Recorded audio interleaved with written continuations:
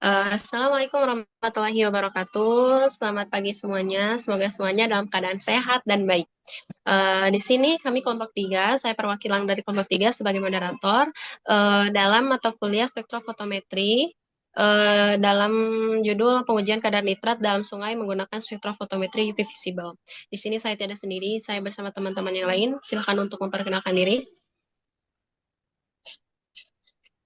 Saya Muhammad Mujib Imaduddin.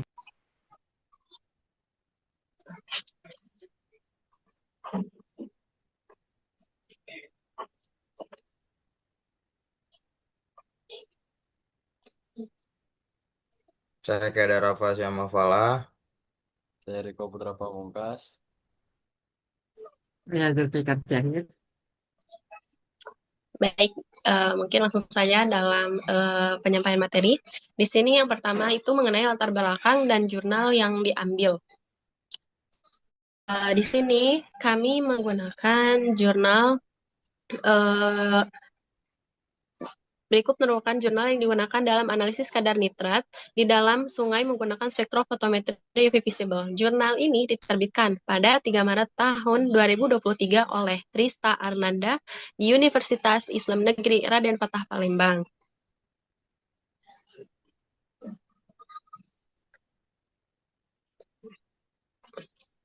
Baik, langsung masuk pada latar belakang. Nitrat merupakan salah satu parameter penting dalam pemantauan kualitas air karena kandungannya mencerminkan tingkat pencemaran dari aktivitas manusia, seperti penggunaan pupuk pertanian, pembuangan limbah domestik, maupun limbah industri. Konsentrasi nitrat yang tinggi dapat menyebabkan eutrofikasi, yaitu ledakan pertumbuhan alga yang menurunkan kadar oksigen terlarut dan merusak keseimbangan ekosistem perairan. Selain itu, nitrat masuk ke dalam air minum. Yang masuk ke dalam air minum itu dapat memicu masalah kesehatan yang serius seperti methemoglobinemia pada bayi dan potensi pembentukan senyawa nitrosamin yang bersifat karsinogenik. Berdasarkan peraturan pemerintah Republik Indonesia pada tahun 2021 nomor 22, baku mutu nitrat dalam air permukaan ditetapkan sebesar 10 ppm untuk kelas 1 dan kelas 2, serta 20 ppm untuk kelas 3 dan kelas 4, sehingga pemantauan kadar nitrat menjadi sangat penting untuk memastikan kualitas air sesuai dengan peruntukannya.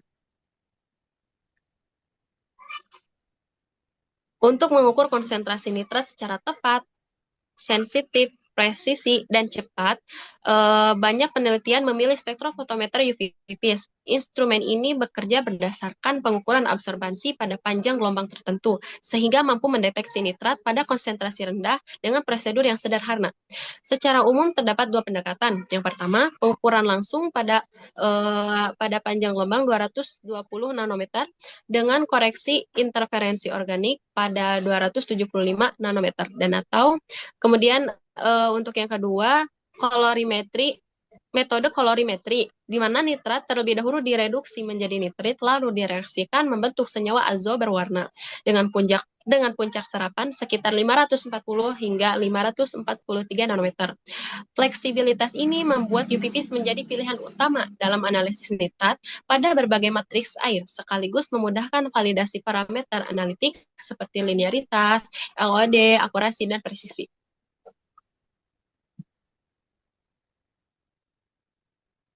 Dan selanjutnya, Trista Ananda ini eh, melakukan metode pengujiannya itu dengan menggunakan eh, metode kuantitatif untuk menganalisis kadar nitrat dalam air sungai.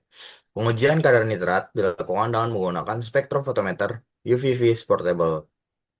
Penelitian ini itu dilakukan menggunakan prosedur pengujian berlandaskan pada Instruksi Kerja nomor 15.46 LKLL 2021. Sampel yang diuji berupa 4 sampel permukaan air sungai, yaitu 2 sampel yang berasal dari hulu dan hilir sungai A, 2 sampel yang berasal dan juga 2 sampel yang berasal dari hulu dan hilir sungai B.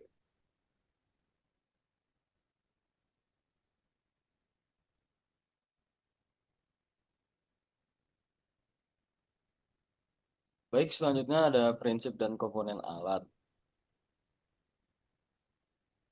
Eh, Spektrofotometer UV-Vis ini memiliki prinsip kerja yaitu bekerja berdasarkan penyerapan cahaya oleh molekul dalam panjang gelombang ultraviolet, yakni dari rentan 200 hingga 400 nanometer, dan cahaya tampak atau visible dari rentan 400 hingga 800 nanometer.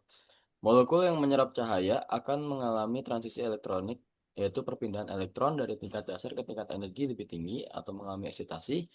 Penyerapan ini mengikuti hukum Lambert-Beer yang menyatakan bahwa jumlah cahaya yang diserap oleh larutan sebanding dengan konsentrasi larutan dan panjang lintasan cahaya. Spektrofotometer UV-Vis ini berguna untuk melakukan identifikasi nilai serapan dari suatu sampel dari sumber cahaya ultraviolet dan sumber cahaya tampak atau visible.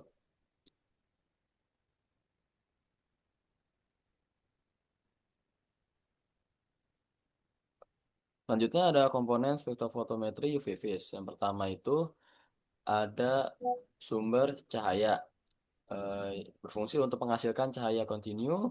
Lampu yang digunakan berupa deuterium, yaitu lampu UV. Kemudian ada tungsten, lampu tungsten itu untuk UV, untuk visible. Yang kedua ada monokromator, berfungsi untuk memisahkan cahaya polikromatik menjadi cahaya monokromatik atau satu panjang gelombang yang umumnya berupa prisma atau kisi difraksi. Kemudian ada slit atau celah yang berfungsi untuk mengontrol jumlah dan lebar cahaya yang masuk ke sampel, memberikan resolusi spektral yang baik. Kemudian ada sistem optik berupa cermin atau lensa yang berfungsi untuk mengarahkan dan memfokuskan cahaya ke kuvet, membantu efisiensi cahaya menuju detektor. Kemudian ada kuvet atau tempat sampel yang berfungsi untuk sebagai wadah transparan dari kuarsa, yaitu untuk untuk UV, dan berbahan gelas untuk visible yang berisi larutan sampel. Selanjutnya ada detektor yang berfungsi untuk mengubah cahaya menjadi sinyal listrik. Umumnya digunakan fotodioda atau tabung fotomultiplier. Kemudian ada amplifier dan konverter yang berfungsi untuk memperkuat sinyal listrik dan mengubah menjadi data digital yang bisa diproses komputer. Kemudian ada layar atau komputer yang digunakan untuk menampilkan hasil berupa nilai absorbasi, transmitasi, atau spektrum. Kemudian ada sistem pemilih panjang gelombang, baik otomatis ataupun manual, yang berfungsi untuk memungkinkan pengguna memilih panjang gelombang spesifik sesuai zat yang dianalisis. Yang terakhir ada sistem kontrol atau dan perangkat lunak yang berfungsi untuk mengatur seluruh proses instrumen termasuk kalibrasi, pengukuran, dan pengolahan data.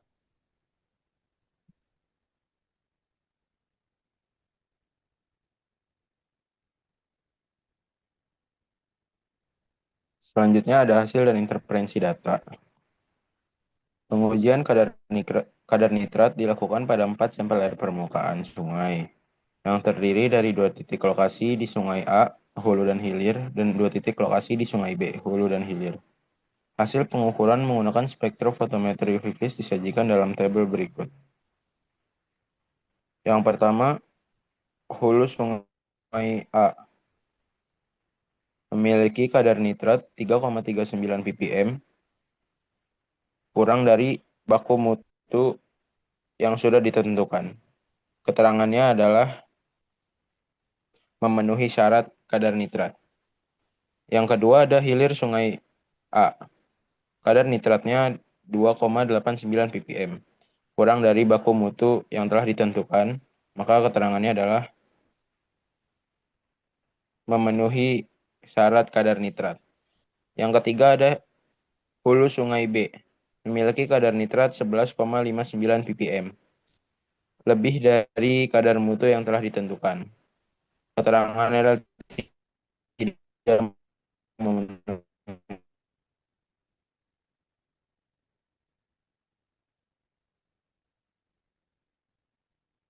Lalu yang keempat ada hilir Sungai B, memiliki kadar nitrat 9 ppm. Itu dari mutlak Sungai B tidak memenuhi syarat kadar nitrat.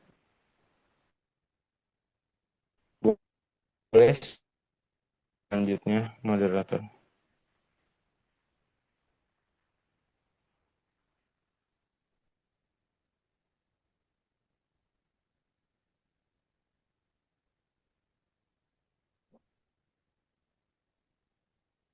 Untuk interferensi datanya, yang pertama ada kondisi Sungai A, hulu dan hilir. Kedua titik pengambilan sampel pada Sungai A menunjukkan kadar nitrat yang rendah dan masih berada di bawah ambang batas.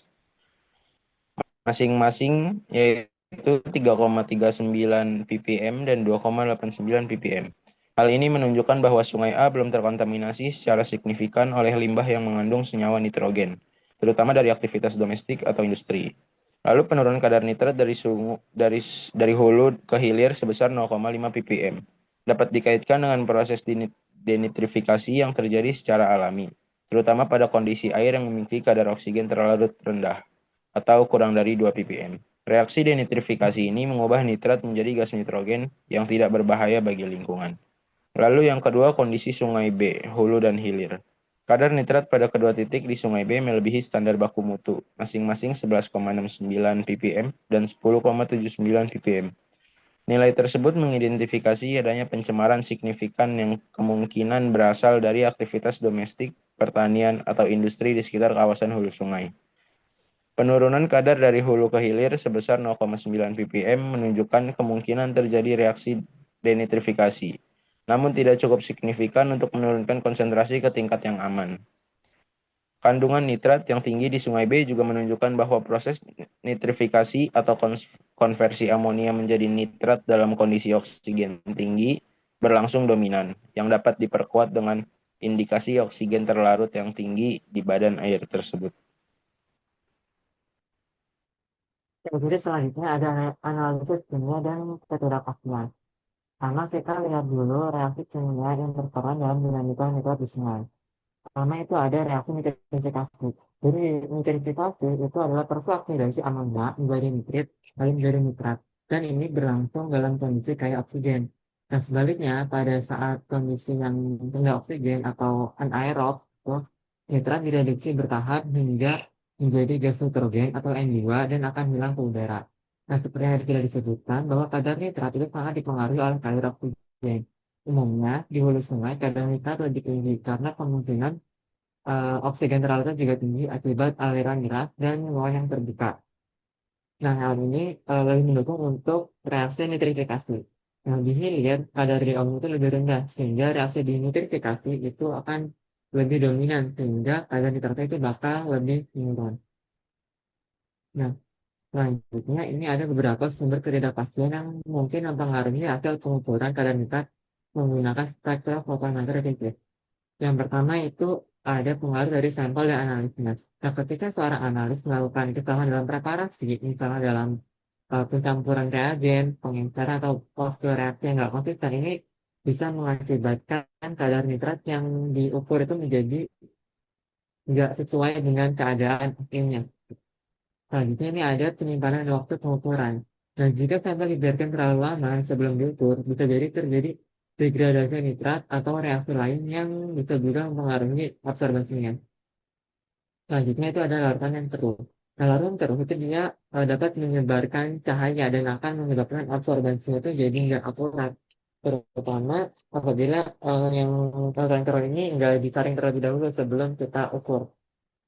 Selanjutnya adanya matriks lain dalam sampel, dan juga dalam bentuk ion atau senyawa lain yang bisa menyerap di panjang gelombang yang sama dengan panjang gelombang yang diserap oleh nitrat. Yang kedua ada kuvvet. Kuvvet atau biasa kita pakai apa? Kalau ada sampel, kalau kita pakai spektrofotometer itu. Yang pertama itu ada kebersihan kuvvet. Jika di kuvvet itu ada bekas air, sidik jari atau goresan, itu hal itu bisa menyebabkan cahaya itu dipantulkan atau diserap. Jadi nanti waktu ditempel itu cahaya yang diserapnya itu jadi nggak merata gitu. Yang kedua itu ada posisi kuvvet. Nah, pastikan bahwa bagian yang bakal ditembak sama cahaya itu adalah bagian yang bening.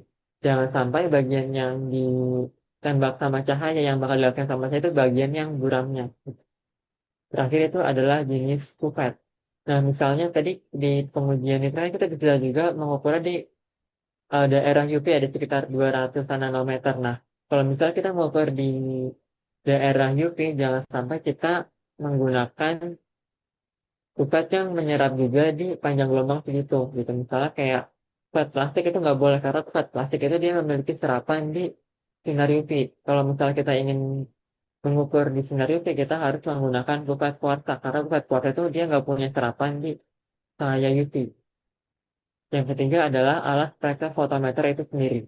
Yang pertama itu ada absorbasi dan panjang gelombang yang dibaca itu nggak tepat. Nah, pada saat kita melakukan uji kinerja, itu kita pasti bakal melakukan pengecekan tentang ketepatan dan pembacaan absorbasinya itu. Nah, kalau misalnya ini nggak tepat, nah itu pasti bakal sangat-sangat mempengaruhi dari kadar nitratnya itu. Yang kedua itu ada dasar spektrum yang tidak stabil atau terjadi fluktuasi intensitas cahaya yang bisa menilai pembacaan jadi nggak konsisten. Selanjutnya itu ada hubungan konsentrasi dan absorbasi sampel yang tidak linear. Ketika kita mengukur menggunakan alat instrumen, tentunya kita bakal menggunakan deret standar. Dari sana nanti dari deret standar itu bakal kita buat kurva kalibrasi. Nah, kalau misalnya kurva kalibrasi dari deret standarnya itu enggak konsisten, enggak konsisten, nilai koefisien korelasinya itu jelek, jadi kan ya hubungan konsentrasi dan absorbasi itu kan nggak linear. Nah, kalau misalnya itu nggak linear, nanti kadar nitrat yang didapatkan dari kurva itu jadinya nggak tepat gitu. Yang terakhir ada sinar kesempatan.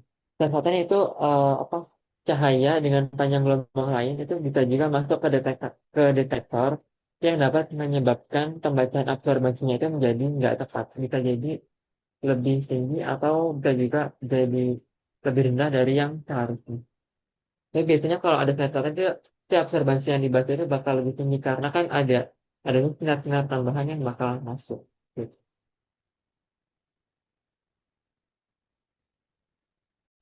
Oke, lanjut. Selanjutnya itu ada hipotesis. Jadi, dari pengujian yang udah kita lakukan itu didapat hipotesis di mana terdapat kadar nitrat yang signifikan antara pengukuran langsung pada panjang gelombang 220 nanometer pada alat spektrofotometer dan pengukuran menggunakan metode Grace atau pengukuran kalorimeter yang mereduksi nitrat menjadi nitrit pada panjang gelombang 540 sampai 543 nanometer.